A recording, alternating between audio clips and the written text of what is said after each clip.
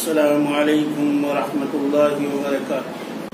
اللہ اکبر لا الہ الا اللہ اللہ اکبر وللہ الحمد۔ الحمد للہ وحدہ والصلاة والسلام علی من لا نبی بعدہ، اما بعد فاعوذ باللہ من الشیطان الرجیم، بسم اللہ الرحمن الرحیم۔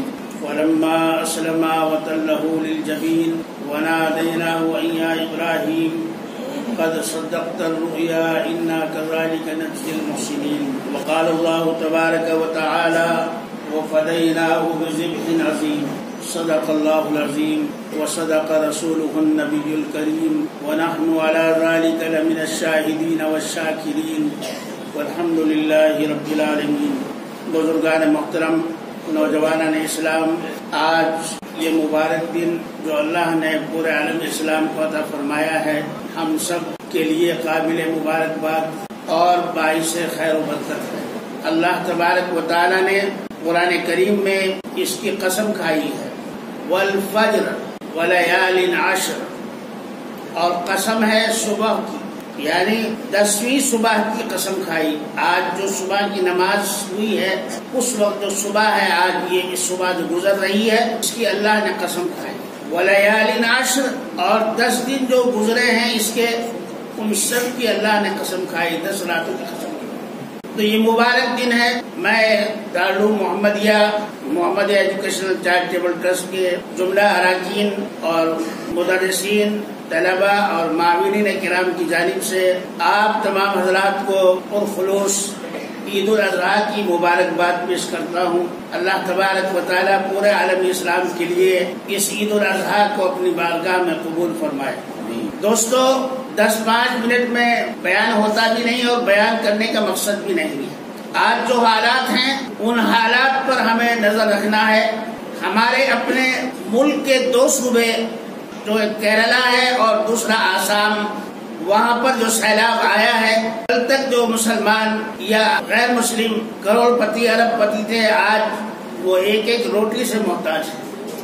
تو ہماری قربانی اور ہمارے ایثار اور ہمارا اپنا جو خرچ ہے، اس میں سے ان حضرات کو بھی دینے کے لیے ہمیں توجہ کرنا ہے کہ وہ حضرات بھی ہماری امداد کے اور توجہ کے مستحق ہیں۔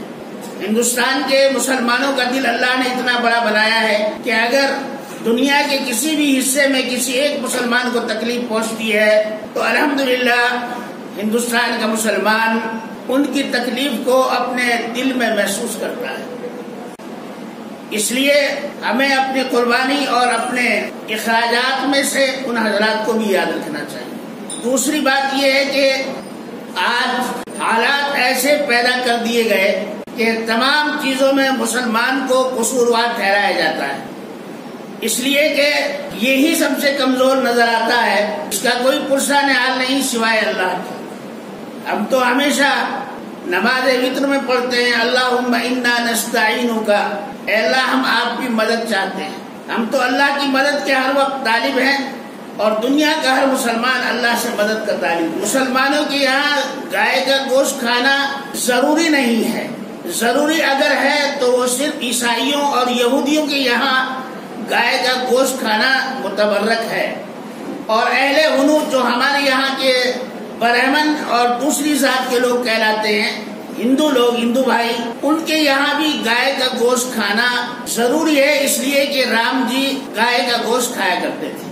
بلکہ والمیکی جی نے، جنہوں نے رامائن لکھی ہے، انہوں نے تو یہ کہا ہے کہ رام جی ایک بچڑا روزانہ صاف کر دیا کرتے تھے۔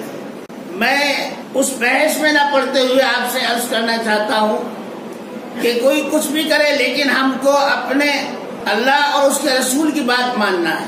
میرے اور آپ کے آقا نے فرمایا، گائے کے گوشت میں بیماری ہے، اس کے دودھ میں شفا ہے، اس کا گھی دوا ہے۔ اور حضور علیہ السلام کے سامنے گائے کا گوشت بنا کر پیش کیا گیا تو آپ صلی اللہ علیہ وسلم نے تناول نہیں فرمایا۔ گائے محض اس لیے اللہ نے اس کو جائز اور حلال کیا کہ بنی اسرائیل یعنی یہودیوں نے اس کو خدا مان لیا تھا، اس کی پوجا کرنی شروع کر دی تھی۔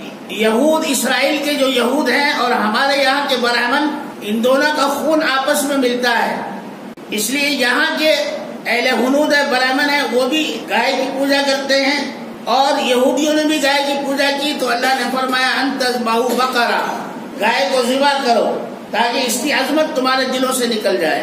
بہرحال گائے کا گوشت نہ تو اللہ کے نبی نے پسند فرمایا اور نہ ہی ہندوستان میں مسلمان زیادہ کھاتا ہے۔ ایک گائے اگر کٹتی ہے تو 25% مسلمان کھاتے ہیں، باقی 75% غیر مسلم لے کر چلے جاتے ہیں، تو نام کسی اور کا ہے اور کام کسی اور کا۔ بہرحال ہمیں اپنے ملک کے قانون کی بھی اور اپنی شریعت کے پاسداری بھی کرنا ہے۔ ہمارے لیے اللہ نے اسلام میں لچک رکھی ہے، یہاں پر جو ہے گائے کے بجائے بھینس ہے، بھینس کا پاڑا ہے، بکرا ہے، شیلی ہے، دمبا ہے اور اونٹ ہے۔ اونٹ پر بھی حکومت نے پابندی لگا دی، چلو اس کو بھی چھوڑ دو، باقی اور جانور کر سکتے ہیں۔ بیل ہے، اس کو بھی کر سکتے ہیں۔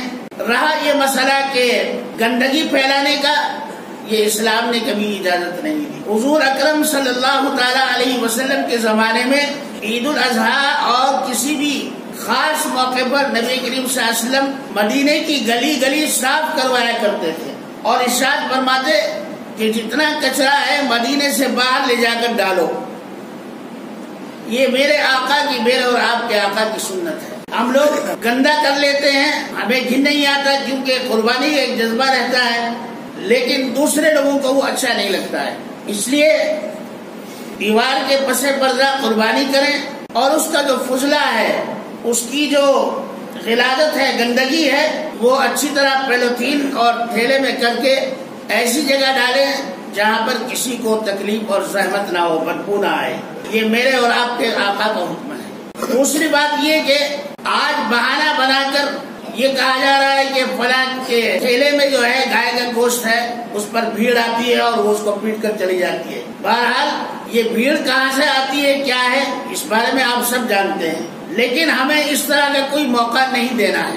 آج کے اس نازک وقت میں الحمدللہ بے خوف ہو کر قربانی کریں، اس لیے کہ ہمارا عمل اللہ کے لیے ہے۔ قربانی کا گوشت اپنے غیر مسلم بھائیوں کو، عیسائیوں کو اور جو بھی ہمارے پڑوس میں رہتے ہیں، اگر وہ گوشت استعمال کرتے ہیں تو ان کو دینا جائز ہے اور ان کو دینا بھی چاہیے۔ تیسری بات یہ ہے کہ آج کے اس دور میں کسی بھی اجنبی آدمی کو قربانی کا گوشت برائے مہربانی نہ دیں۔ کوئی نیا آدمی آ جائے مانگنے کے لیے تو اس کو قربانی کا گوشت نہ دے، اس لیے کہ وہ جا کر کہہ دے گا کہ میں تو گائے کا گوشت بھلا کی یہاں سے لایا ہوں، یعنی ایسا ہونے والا نہیں ہے۔ لیکن حفظ ما تقدم، انجان آدمی کو گوشت نہ دے، نہ ہی انجان آدمی سے گوشت لیں۔ وقت کا تقاضا یہی ہے کہ ہم اپنی حفاظت خود کریں۔ جانور جو ہیں ہمارے وہ ذبح ہوتے ہیں، جھٹکے کے جانور نہیں ہیں۔ میں حکومت سے بلا امتیاز یہ بات کہنا چاہوں گا آپ تمام حضرات کی طرف سے کہ قربانی اور ہتھیا میں فرق ہے۔ ہتھیا جو ہے وہ جانور کو غفلت میں کاٹنے کا نام ہے اور اس کا گوشت ایک دن میں سڑ جاتا ہے، 2 دن میں خراب ہو جاتا ہے، اور قربانی کا گوشت جو بسم اللہ اللہ اکبر کہہ کر ذبح ہوتا ہے وہ مہینوں تک بھی خراب نہیں ہوتا، سڑتا نہیں ہے۔ یہ اللہ نے اس میں برکت رکھی ہے۔ آپ بلا خوف و خطر قربانی کریں، الحمدللہ اس میں کوئی رکاوٹ نہیں ہے، لیکن قربانی کا فضلہ جو کچرا وغیرہ ہے وہ باہر نہ پھینکیں۔ آنے جانے والے ناک پر کپڑا رکھ کر چلتے ہیں، یہ اچھی بات نہیں ہے۔ ویسے بھی ہماری پہچان بن گئی کہ جہاں گندگی ہو، جہاں پر جو ہے ٹاٹ کا پردہ پڑا ہوا ہو، جہاں پر جو ہے گندگی زیادہ ہو، روڈ میں صفائی نہ ہو، وہ مسلمانوں کا محلہ ہے۔ حالانکہ اس میں ہم بھی قصوروار ہیں اور حکومت بھی قصوروار ہے۔ ہم نے اپنی طرف توجہ نہیں دی۔ نبی کریم صلی اللہ تعالی علیہ وسلم کا حکم ہے کہ صفائی آدھا ایمان ہے، الطہور نصف ایمان، صفائی اور پاکی آدھا ایمان ہے۔ تو ہم تو بلی نہیں دیتے ہیں، مندروں میں بلی دی جاتی ہے، یہاں تک کہ بکروں کی نہیں آدمی کی دی جاتی ہے۔ خدا کا شکر ہے کہ اسلام میں کسی ایک چیونٹی کا مارنا بھی ایک انسان کے مارنے کے برابر ہے۔ اس لیے ہم جو قربانی کرتے ہیں، مسلمان جو قربانی کرتا ہے وہ اللہ کی رضا کے لیے ہے۔ لن ینال اللہ لحومها ولا دماؤها ولکن ینالہ التقوی۔ تم جو قربانی دے رہے ہو، اس کی کھال، اس کا گوشت، اس کے بعد اس کی ہڈی، یہ جو ہے اللہ کے یہاں نہیں پہنچتا، بلکہ تمہاری نیت پہنچتی ہے کہ تم نے کس نیت سے جو ہے قربانی دی ہے۔ بہرحال آج کے اس دور میں، اس وقت میں ہمیں اپنے نوجوانوں کو میں خاص طور سے عرض کر رہا ہوں کہ اللہ کے لیے اشتعال میں بالکل نہ آئے، جذبہ اور جوش سے کام نہ لیں، یہ کوئی ایسی چیز نہیں ہے۔ اس سے پہلے مسلمانوں نے بڑے نازک موڑ پر اپنے آپ کو سنبھالا، اور آج تو کچھ بھی نہیں ہے۔ موجودہ حکومت جو ہے یہ مسلمانوں کے لیے اتنی بہتر نہیں جتنی کہ اس سے پہلے حکومتیں تھیں۔ ہم کسی کو خراب نہیں کہتے، لیکن ہم اپنی حفاظت کرنا خود جانتے ہیں، اور ہندوستان کا مسلمان ہمیشہ شانتی چاہتا ہے، امن چاہتا ہے، اور ہندوستان کا مسلمان ہمیشہ اپنے ملک سے وفاداری کر کے زندگی گزارنا چاہتا ہے، غیر مسلم بھائیوں کے ساتھ اچھے سے اچھے تعلقات رکھ کر اپنی زندگی اور اپنے کاروبار کو برقرار رکھنا چاہتا ہے۔ میں ایک بار پھر آپ تمام حضرات کو پرخلوص عید الاضحیٰ کی مبارکباد پیش کرتا ہوں۔ اللہ تبارک و تعالی ہم تمام کی قربانیوں کو، اور جو ہم میں سے حج کے لیے گئے ہیں، اللہ تعالی ان کے حج کو اور عمرے کو اور ان کے سفر زیارت حرمین شریفین کو اللہ تعالی قبول فرمائے، اور ان کی دعاؤں میں ہم سب کو حصہ عطا فرمائے۔ وآخر دعوانا ان الحمد للہ رب العالمین۔